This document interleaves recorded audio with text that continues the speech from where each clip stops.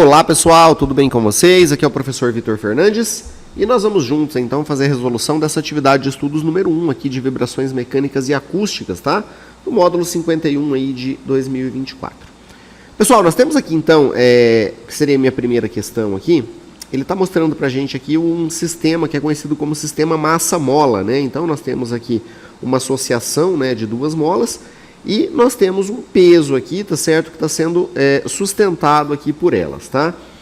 E o que acontece, pessoal?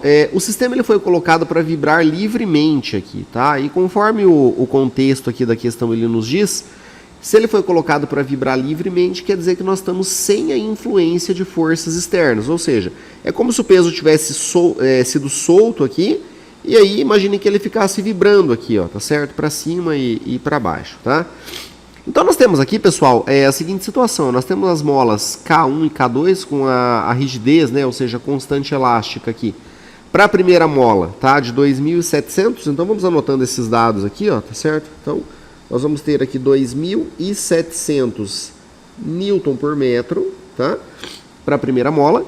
E para a segunda mola nós temos uma constante elástica aqui, que também é chamada de rigidez, né, de 3.200, beleza? Newton por metro, tá? Então foi colocado aqui, pessoal, um peso aqui, tá certo? E foi apontado pra gente que esse peso ele tem 830 newtons, tá? 830 newtons aqui. E aí nos diz, né, que o sistema foi colocado para vibrar livremente. Então ele quer saber qual que seria a frequência de vibração aqui e dada em radianos por segundo, tá? Bom, pessoal, a primeira coisa que a gente vai precisar pensar para resolver uma questão como essa é que, como eu tenho aqui uma associação de molas, tá certo? Ficaria muito mais fácil se eu considerasse essas duas molas associadas como se fosse uma única mola, tá certo?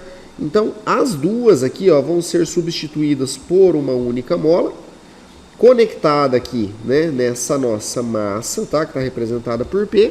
E aqui, pessoal, eu teria uma mola que ela teria uma rigidez aqui, ó, uma constante elástica K resultante. E essa constante K resultante, ela viria da associação entre essas nossas duas molas aqui, tá? E uma coisa que vocês devem saber pelo conhecimento da vida, né, e tudo mais, é que essas molas, elas estão ligadas em série. E quando eu coloco duas molas associadas em série aqui, pessoal, a rigidez da mola, ela acaba reduzindo, tá? Então, o que nós vamos ter vai ser uma mola equivalente, né, a essas duas, porém com a rigidez menor do que as duas aqui que estão originando ela, tá? Ou seja, como se eu tivesse uma mola mais mole, vamos assim dizer, né? Ou seja, uma mola aqui que ela tem uma constante de rigidez aqui menor, tá? Então, pessoal, para a gente calcular, né, essa nossa constante de rigidez aqui, que seria a resultante, a equivalente, nós temos uma equação matemática que é muito semelhante àquele cálculo que a gente faz para resistores lá na elétrica, né? Então, esse cálculo ele é dado da seguinte forma, ó, 1 sobre a nossa KR aqui, que seria a nossa rigidez resultante, ela seria dada pela soma inversa aqui, ó, da primeira, né, que seria o nosso K1, mais a inversa aqui da segunda, que seria o nosso K2, tá? E, pessoal, se a gente fizer manipulações matemáticas aqui nessa nossa equação, é totalmente possível e é simples demonstrar que eu posso escrever essa equação aqui de cima da seguinte forma, ó, fica mais fácil para eu poder fazer os cálculos. Então, KR, ele pode ser dado pelo produto entre K1 e K2, dividido aqui por K1 mais K2. Então, eu posso fazer essa operação matemática que eu vou obter o mesmo resultado do que eu tenho aqui com a de cima. É só tirar o mínimo múltiplo comum aqui e fazer aquelas operações com frações ali que a gente já conhece, tá? Então, eu vou usar essa equação aqui de baixo para me basear, para me ajudar a resolver a questão, e vai facilitar bastante aí a nossa vida, tá? Então vamos lá, primeiramente calculando o valor dessa nossa KR aqui, que seria essa rigidez resultante, tá certo? Essa K resultante, ela vai ser dada pelo produto, pela soma, então, das duas, né? Então eu vou ter aqui, ó, um 2.700, que multiplica um 3.200 aqui, sobre, tá certo? 2.700 mais aqui um 3.200, beleza? E a gente pode pegar uma calculadora científica para poder jogar esses resultados aqui e chegar no valor deles aqui de forma mais tranquila, tá? Deixa eu pegar uma aqui rapidinho na minha área de trabalho aqui. Então vamos lá, eu peguei a minha calculadora científica aqui, pessoal, e eu vou acionar o botãozinho de fração dela aqui e a gente multiplica, né? 2.700 vezes 3.200 sobre aqui, tá? 2.700 mais aqui um 3.200. A hora que a gente aperta igual, a gente tem o valor dessa nossa constante de rigidez resultante. Do jeito que eu havia falado para vocês, percebam que o resultado que nós obtivemos aqui ele é menor do que as duas molas que nós tínhamos ali anteriormente. E isso é normal, tá, pessoal? É uma característica dessa associação aqui em série, a gente obter aqui, então, uma mola que tem uma rigidez menor, tá? Então, nós vamos anotar esse dado aqui, ó, 1.464. Eu vou pegar mais duas casas depois da vírgula, conforme o enunciado que ele pediu, tá?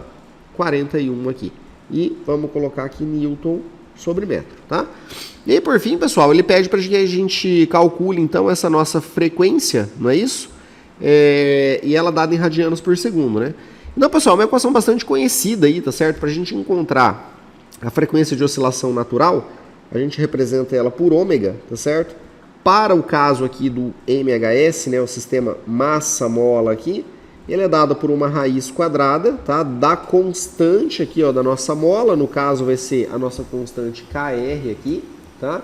Dividido pelo valor da massa do meu sistema aqui, ó, beleza? A gente não calculou a massa ainda, mas é bem tranquilo para a gente calcular. Vou colocar aqui do ladinho, ó. Sabemos que peso é dado por massa vezes a aceleração da gravidade, né? Então, se eu isolar a minha massa aqui, ó, a gravidade passa dividindo o peso, né? Então, nós vamos ter aqui peso sobre aceleração da gravidade. Ou seja, nós temos 830 e a aceleração que foi pedida para a gente utilizar é 10, né? Então, nós temos aqui uma massa de 83 quilogramas aqui, ó, tá? Substituindo então esses dados na equação aqui da nossa frequência, a gente já consegue chegar no resultado da questão, tá certo? E é bem tranquilo aqui para a gente resolver. Nossa constante resultante aqui, então, 1.464,41, tá? Sobre os 83 quilos aqui, ó, beleza? Resolvendo aqui então na calculadora, vamos fazer juntos aí. Deixa eu só pegar ela aqui novamente. Vamos colocar aqui então uma raiz quadrada, dentro dessa raiz eu vou colocar uma fração, tá? E vamos colocar 1464,61 sobre aqui os 83 e esse aqui seria aí o resultado que a gente está buscando, tá? Então nós teremos aqui 4,2 e como eu estou falando de ômega, né? Ômega nos diz aqui respeito à frequência angular, a unidade de medida automaticamente cai em radianos por segundo, tá? Então, como foi pedido para a gente encontrar em radianos por segundo, a gente para aqui.